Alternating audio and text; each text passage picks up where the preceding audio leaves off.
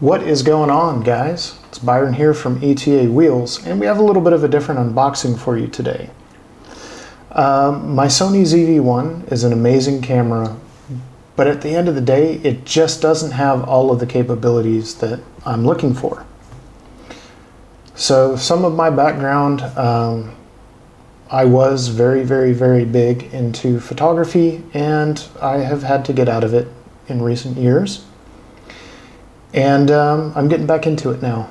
And so I'm going to be selling the ZV-1, which the cool thing is I bought it at the sale price, which means when I sell it at full value that I paid for it, it's still a good deal for somebody.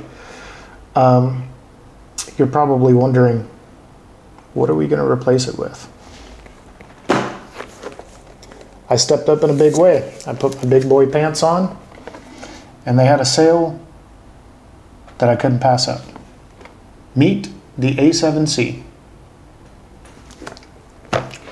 This camera gives me a lot more capabilities, which is what I want. It also takes really good still pictures, which I miss a lot. I miss being able to do really good photography. The Sony ZV-1, I have no major complaints. It does well. It does very well. It's a very good vlogging camera, but one of the things that bothers me is if I put this on 4K, which we're filming in 1080p right now. However, if I put this on 4K, it's going to scrunch me down to about here, and it drives me crazy. This is a full frame sensor camera.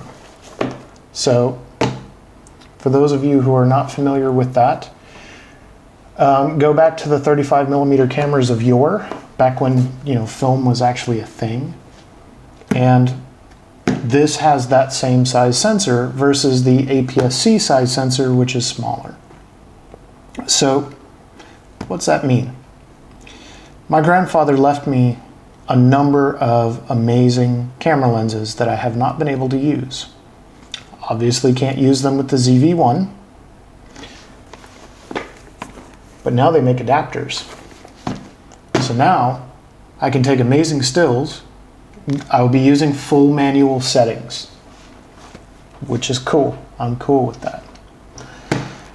And there won't be a crop factor. One of the reasons that I didn't do it on my last digital DSLR, which I had, which was a Nikon D90, if that gives you any idea how long it's been since I've taken really good photos.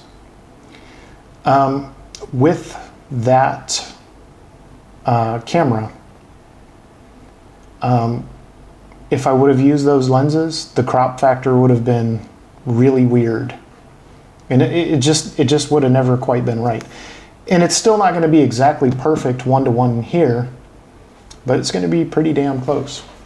And I would love to get Grandpa's lenses singing again. So let's go ahead and open this. The other reason I wanted this camera is because it is a far better camera for videography. It is still a relatively compact camera. It's nowhere near the size of the Sony ZV-1. But when I'm doing stuff where I want or need a small camera, I have the DJI Osmo. So I've got my base covered there, and this will do literally everything else. And once I add the adapter and Grandpa's lenses, I'll be set. I'll have literally every base covered that I need covered. So I am going to be selling the ZV-1 in the semi-immediate future. But let's see what's in the box. Now I did buy a kit because I don't have a lens for this. So you get copious amounts of documentation, which we're going to go through later. You get the battery.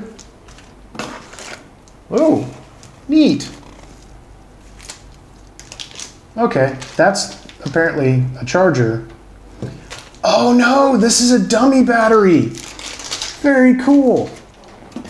They give you a dummy battery with it, and a regular battery. Now this is quite a bit bigger battery than the ZV-1 uses. And the lens that came with the kit, it's not a great lens, but it's not a bad lens. It's the FE 4 to 5.6, 28 to 60 millimeter. So it's not a great lens, but it's not a bad lens. It's a fairly versatile lens. Check it out. I went with the gray top instead of the black top. Now, I looked very heavily at the Nikon Z series, and the Nikon Z5 doesn't do that. This makes it 110% easier to make videos for you guys. So this uses a standard SD card. I mean, just look at that, that's mammoth. I was not expecting a dummy battery, so this is really cool. We're gonna read the documentation and make sure that's actually what it is. And I've got a charging cable for here.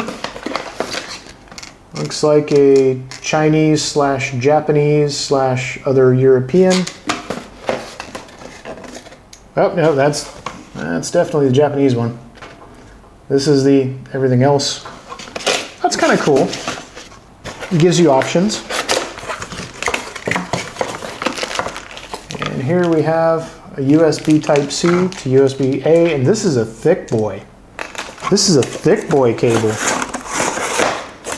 All right, that's it. So let's get this thing out of the way.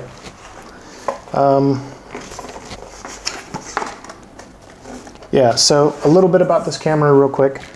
35 millimeter full frame, 24.2 megapixel, ISO range of 100 to 51,200, 10 frames per second shooting, 693 phase detection autofocus points, real-time autofocus, real-time tracking, 5-axis steady shot, microphone, headphone jacks, and approximately 680 shots per battery. That's pretty damn good.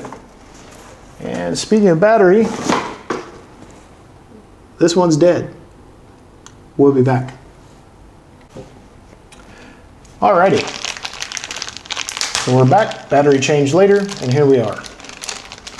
So that is one of the complaints that I have about the ZV-1. The battery life is not that great, but realistically, contrary to what you'll see on YouTube, you get about an hour out of a battery, okay? I had filmed another video or two last night and I hadn't changed the battery, so my bad, that's on me. This is a chunky ass cable. Like this is seriously, this is a thicky thick boy. You guys see that? This is a thicky thick boy. I'll give you a comparison. Here's a regular USB-C. There we go. Here's a regular USB-C, and then there's this beast right here. That is a monster. Monster! Now, to the best of my knowledge, the handle with which the ZV-1 that I'm filming you on is mounted to also works. So you have your exposure comp here, so you can adjust it to suit very quickly different lighting conditions.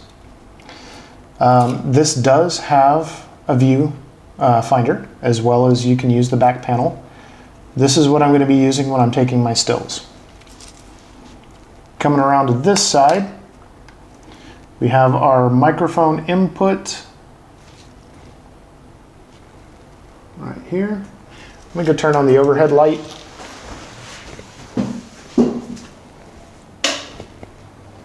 Now we've got more light. We'll do it with a little bit less dramatic lighting, I guess you would say.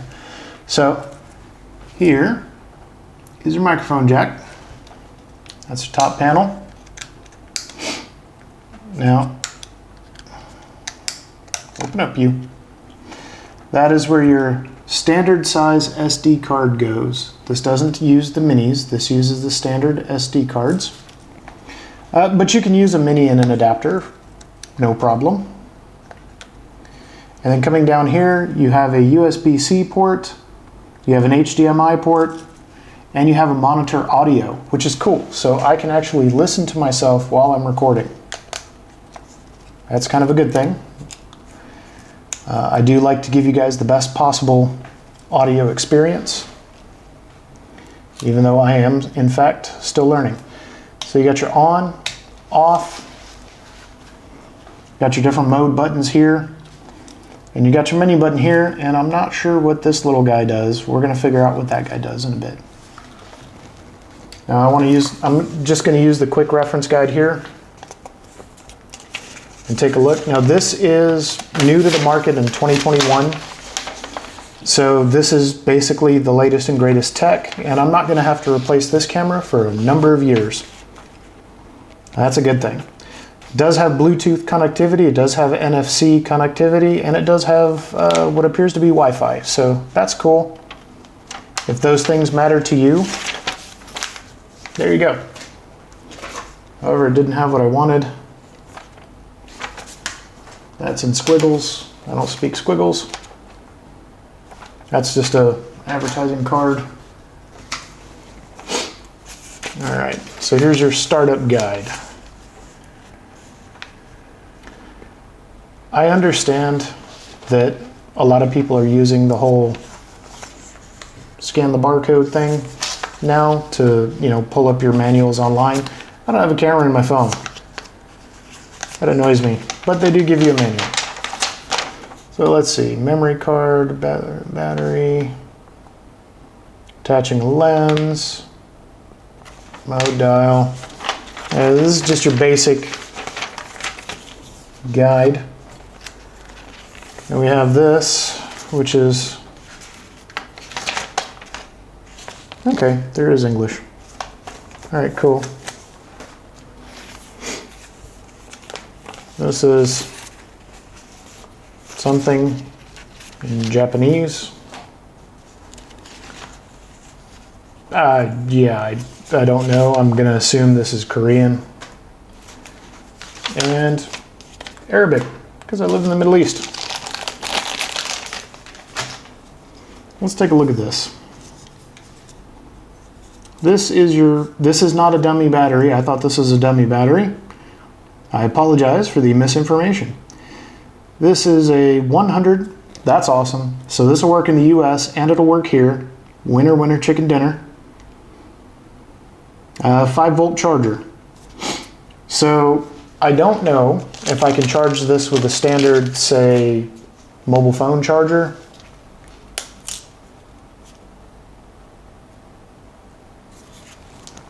Well, that's cool. Little holographic sticker on there. That's kind of neat. So, looks like it goes in this way and it's locked in. There we go. Now we're going to take this off. Now this is the Sony E mount system. And the cool thing is the E mount is unchanged. So there we go, it's locked in.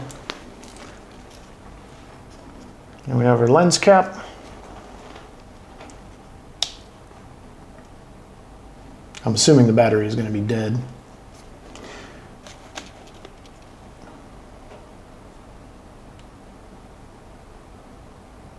Yeah, the battery's dead, which is to be expected. So this chunky boy is what you're going to charge it up with. Of course, I don't have a memory card in it yet either, but it looks like this chunky boy goes here, plugs into this. So looking at this and the specs of this charger, I bet I could use a regular mobile phone charger to do this.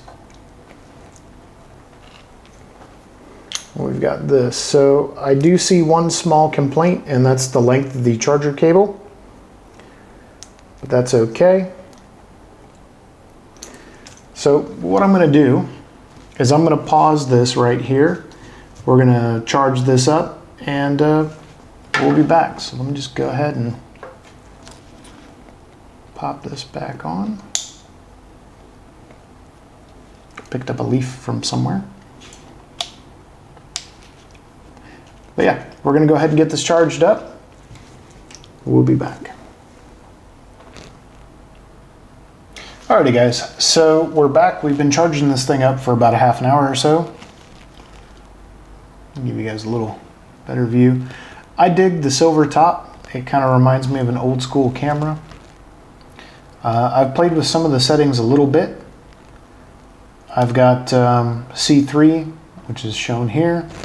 And what that's going to do is basically that's set up for optimal on indoor lighting. So,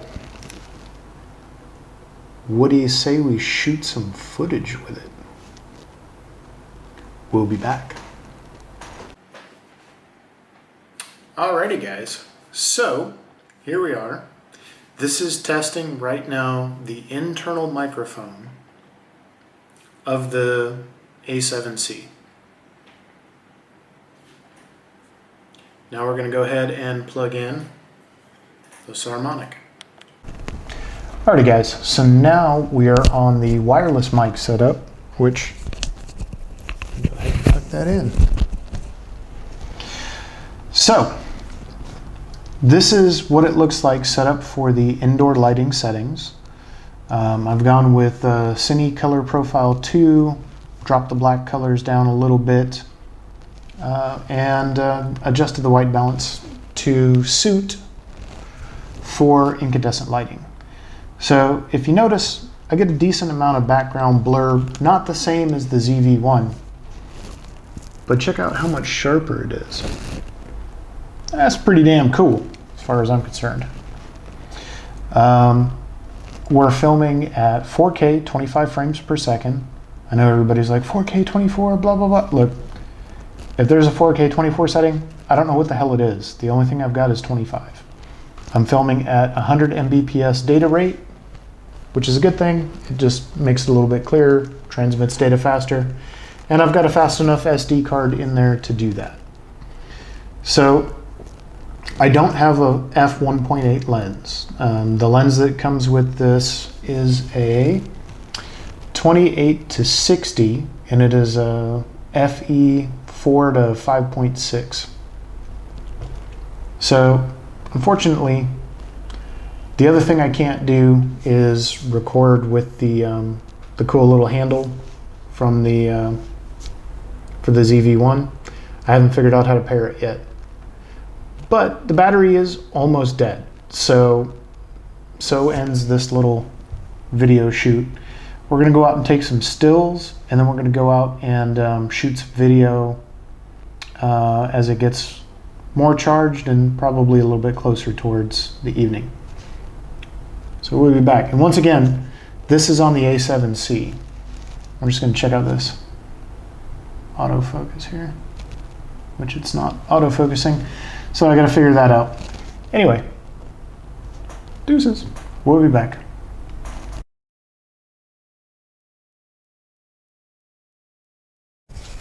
Alrighty guys, so I haven't bothered to connect my lapel mic, I'm just using this. So I've shot some video with it, so I'm going to show you guys the difference, and I'm going to go back downstairs here in a minute and I'm going to shoot with the Sony ZV-1, and I'm going to shoot the exact same. Just kind of walking back and forth around my camera, or around my car, apologize. And we're going to show you the difference in the footage quality. This thing is unbelievable to me. Like it's blowing my mind. And don't get me wrong, I'm not down talking this camera. This is a phenomenal camera. It's just not quite as capable as I wanted. So because I'm trying to keep the lighting conditions as close to possible, as close to the same as is possible, I'm going to go back down. I'm going to shoot basically the same clip with this, come back up, and then I'm going to link you The next clip you see after this clip will be the A7C, and then the clip that follows that will be from the ZV-1. So you guys can get a direct video comparison between the two. This is an incredibly useful camera. If you put the wide-angle lens kit on it, whether you go with Ulanzi or one of the others, you're going to come out with a very capable, very portable setup. However, for my portable needs, I believe that my DJI Osmo Pocket 2 is more or less sufficient for those needs. This is just that other level, and not only is this that other level, this will continue to be that other level for a very long time. The other thing that I want to throw out there, I've had a little bit of an issue with this getting the firmware updated. The firmware is not updated still. This is the base firmware as it comes out of the box. So I'm going to be going back to the store tomorrow with the A7C, and I'm going to say, hey guys, what am I doing wrong? In worst case scenario, we'll use the computer right there in the store, and maybe they'll know what's up, and they'll be able to get it done. The other thing that I want to remark about with this is the charging time is very long. So right now I'm sitting at 64% battery, and I've charged this thing since about 3 o'clock this afternoon. It's now 8 o'clock. So definitely buy an external charger and a couple of extra batteries, because when these run down, you're gonna be stuck, buddy. So if that's important to you, if you're going to be using one of these for a vlogging and mobile setup, bear that in mind. Now, I am planning to get something along the lines of like a 14 to 28 lens, which will give me better depth of field, especially with a f1.8, so I get some nice bokeh going on. You can see I'm getting a little bit back here, but you'll notice that the ZV-1 does it much better, and it does that because it's got some lower f-stops in there. That's all that is. So once I do upgrade this glass, that's one of the upgrades that I'm going to get. And then I'm also going to do something like a 18 to 75 lens, whether I go with Sigma or Tamron or actually just a Sony lens. I don't really know yet. I haven't decided. But I am a sucker for Zeiss optics, and I'm a sucker for Zeiss image quality, so I'm probably going to go with something from Zeiss. It's going to hurt, but the nice thing is when it's done, it's done. The other cool thing about this, because it's a full frame camera, I can use the adapter and I can use Grandpa's lenses for when I'm doing still photos and stuff like that. So for me, this is just a more natural progression, and this is a much better setup. And once I sell this, I'm going to have half the cost of that. So for you guys that are out there looking at different setups for your YouTube studio, might be something you want to consider. This price, I'm going to get basically what I paid for it because I got it on sale. So I'm going to get what I paid for it out of it. That's pretty cool, I think. I'm also going to sell it with the 2 extra batteries. So if you happen to be in the UAE and you're interested in buying it, hit me up on my channel. Anyway, we'll be right back. We're going to go grab some footage with the ZV-1 so you guys can see a direct comparison between the two. And then we're going to go ahead and close this out. And I'm going to do a follow-up in a week or so and just tell you some more of the lessons I've learned about this A7C. All right. Next clip you see is going to be the video from the A7C. Alrighty guys, so we're just testing it out here. This is out of the box. Nothing fancy.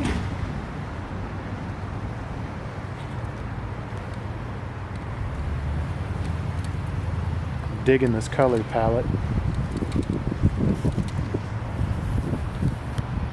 There we go, look at that.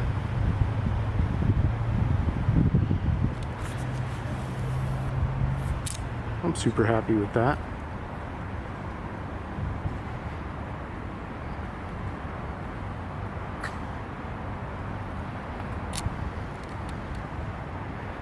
that's good. Footage is surprisingly stable. I'm holding this in hand. I'm not doing anything fancy with it. Literally just ripping it right out of the box. And all the way zoomed in, that'd be your 60. Zoomed out, that's your 20. Very nice. Very happy with this color profile. I'm not going to do any grading. I'm not going to update anything. All I'm going to do is rip this file and throw it in the video. So, this is Byron from ETA Wheels. I'm going to do the handheld selfie view. Walk around vlog view, if you will. Full 360. Hopefully nobody has a seizure. We're just going to walk around the neighborhood. I'm leaving it at 28. Just kind of see what it does. See what it does. That is really awesome though. Alright, we're going to pop some more stills. Alrighty, so we are going to go ahead and start this. We're using the onboard microphone, so you guys are going to get a direct comparison. I'll show you what this looks like. Zoom in, zoom out. You guys can see just a little bit how much darker it is. Let me see if I can adjust my f-stop a little bit. Alright, so now we're at f1.8. Actually, let me adjust that. I do apologize, there's a little bit of, got to set on auto ISR, or ISO, sorry.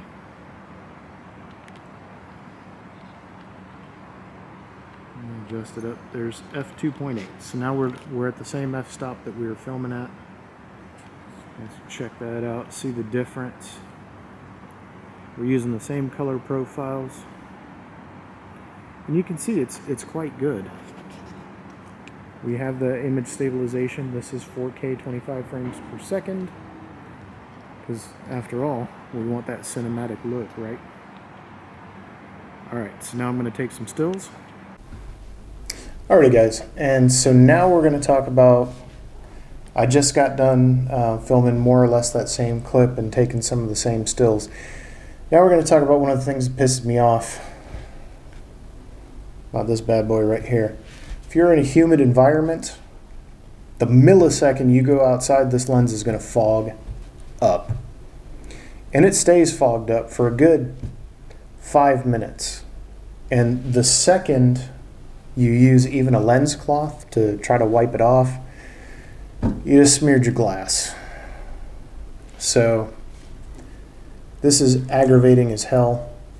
You just literally have to sit it outside and just know that for about 10 minutes you're not going to do anything except cuss at the camera until the lens fog goes away. I've seen lens fog on plenty of other cameras. I have never seen it as bad as it is on this camera, and that is my biggest complaint about it. Honestly, that is like my largest complaint about this camera. Took this camera outside, shot video at the second I walked out the door. No fog, no moisture problems, nothing. This camera is not sealed for the environment. This one is. This means I don't have to worry about dust intrusion for the most part. I don't have to worry about a lot of things. It is not waterproof. Do not get the two twisted. You're not going to go swimming with this.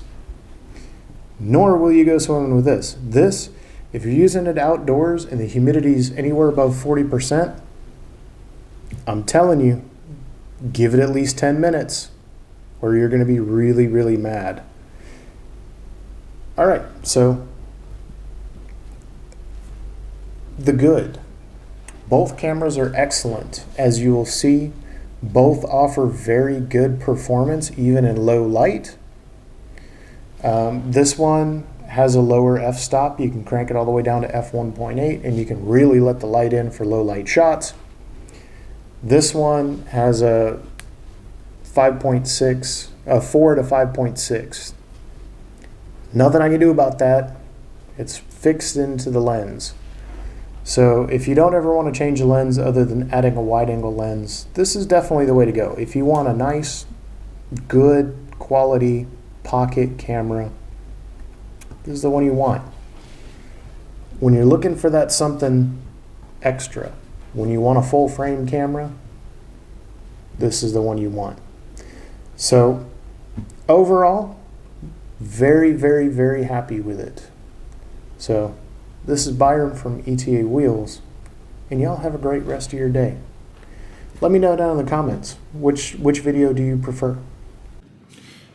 Alrighty guys, and so this is just closing it out on the ZV-1 so you guys get a look before you go, and you can compare the two difference. Take a look at that low light level footage where I was walking around. You can see this is noticeably darker. However, I can adjust the f-stop up, which compensates for a lot of that. A little bit harder to do over there. Got a very limited f-stop range. Again, it's a fixed lens, so you have to purchase the lens you want that'll work better with what you want. We're using the onboard mics on here just so you can hear what it sounds like. So yeah, we're gonna go ahead and call it a day. You guys have a great rest of your night. I'm going to bed.